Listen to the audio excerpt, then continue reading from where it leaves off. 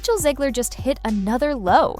And this time, it's not a meme or a Twitter roast. It's real, live, in front of an empty London theater. After the Snow White disaster, Rachel was hoping her stage debut in Evita would be her comeback moment. But spoiler alert, it's flopping harder than her last film. Despite starring in one of the most iconic musicals of all time, ticket sales are tanking, and she knows it. You can literally feel the panic in her press appearances. And it's not just nerves, it's regret. Because no matter how many months have gone by, her woke comments about Snow White are still following her like a curse. In case you haven't heard, Rachel plays Eva Peron in the West End revival of Evita at the London Palladium. This is a huge gig, massive, a 2,286-seat venue.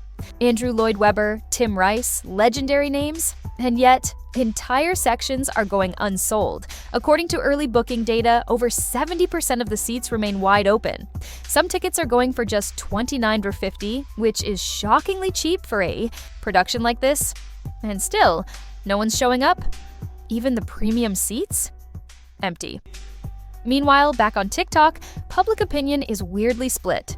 A clip from the recent Met Gala shows Rachel being praised in the comments, while Gal Gadot, who literally did nothing controversial, is getting flamed. Media did try to paint her out as the reason why Snow White flopped because of her expressing her political views, even though her co-star, who I shall not name, also had shared her political views. She still got invited to the Met Gala, but she will not be attending. And yet somehow, Rachel's the one with a theater no one wants to go to. It's like the internet has gone completely upside down. So I decided to test it myself. I went to check the booking page for her show. And yep, it's true. Rows upon rows of available seats for every night across June, July, and August. It's like no one even remembers she's performing. Or maybe they do, and just don't want to support her anymore. At this point, it's not even about Snow White. It's about Rachel. People haven't forgiven her for bashing the original story, calling the prince a stalker, and turning what should have been a nostalgic reboot into a lecture.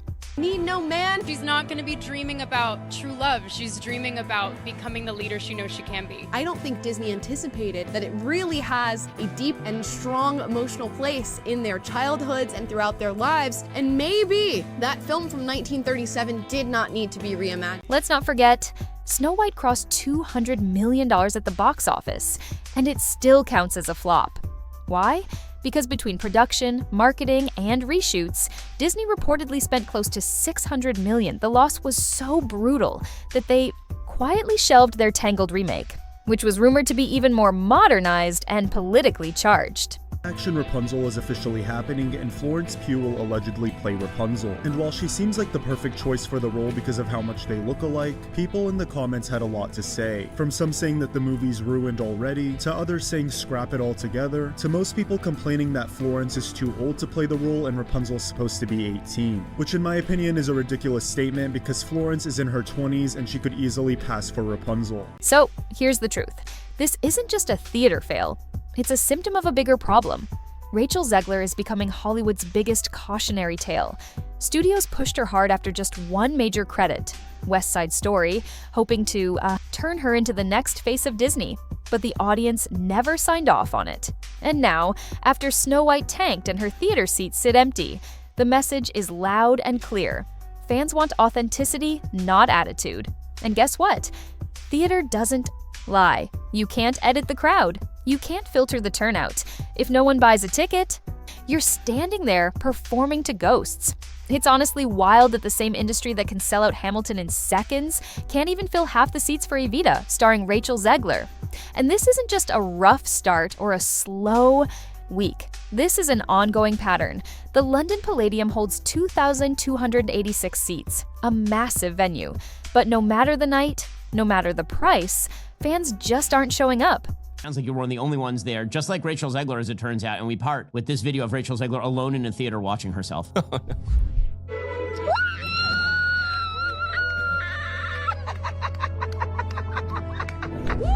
One of the most unlikable humans That ever. is sadder than when the original Snow White eats the apple. And here's the kicker. They claim the show had already racked up $4 million in ticket sales before Rachel's casting was even announced. So if that's true, why are entire rows still sitting empty? Fans are calling it out. Reddit threads are already questioning whether that $4 million figure was just PR spin, a tactic to create fake hype and boost sales. The timeline doesn't add up. If so many tickets were sold up front, why is it still this easy to grab front row seats? Here's the brutal reality. In film, marketing can fake success. But in theater, you either have a crowd or you don't. Rachel can't pull the old show up at the premiere and sit in the audience pretending to be part of the fans. Move this time? This is live performance. She's on stage and performing in front of 200 empty seats? That's the kind of humiliation even Hollywood PR can't cover up. What's even crazier is that studios are still pushing her, relentlessly. It's starting to feel less like confidence and more like delusion. Executives act like if they just put Rachel on enough stages, screens, and interviews, the audience will magically fall in love with her. Spoiler alert, that's not how audience connection works. And she's not the first.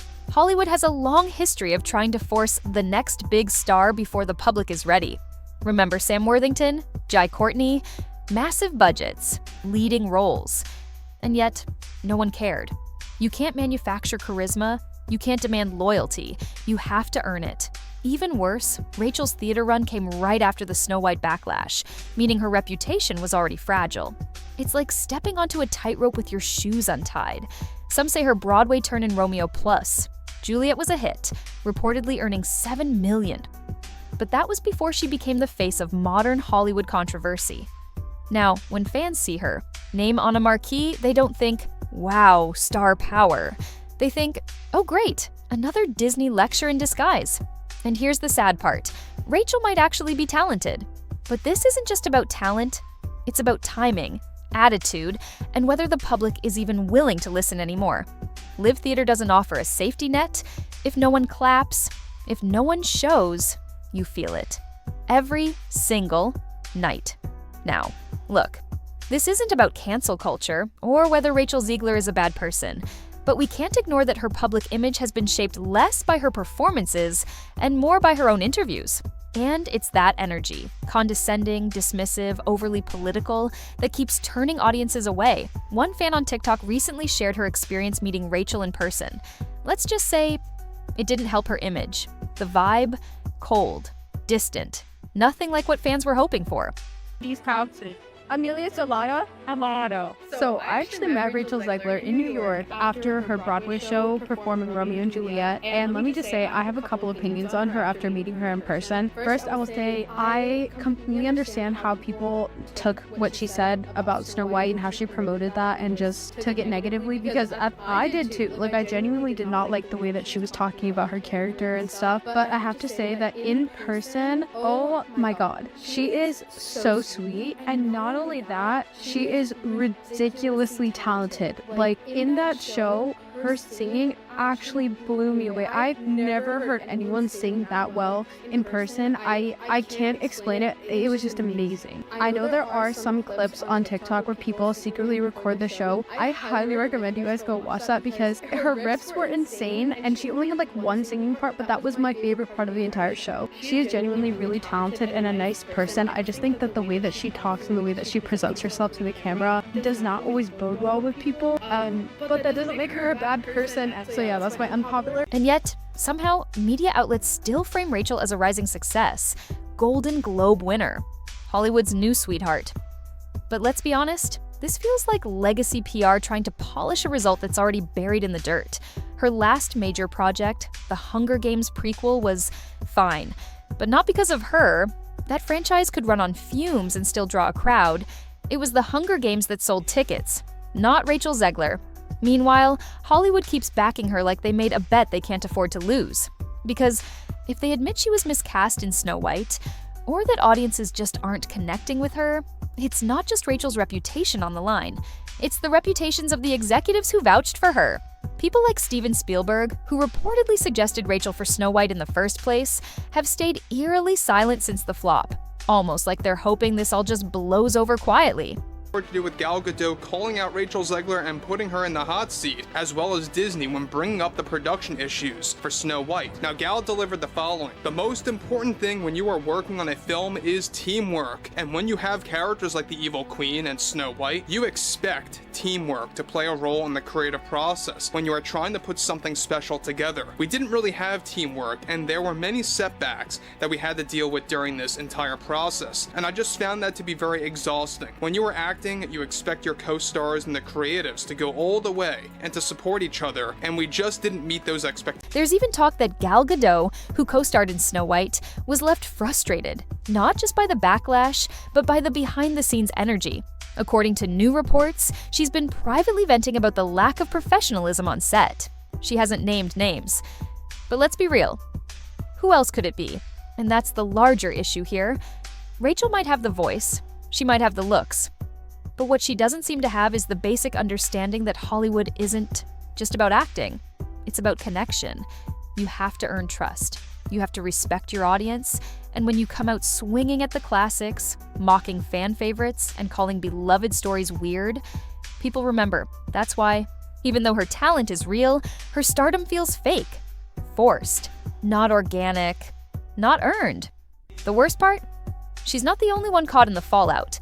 Every actor, every crew member, every creative who poured time into Snow White and now sees it labeled a disaster, they're all suffering from the same perception because of one person's attitude.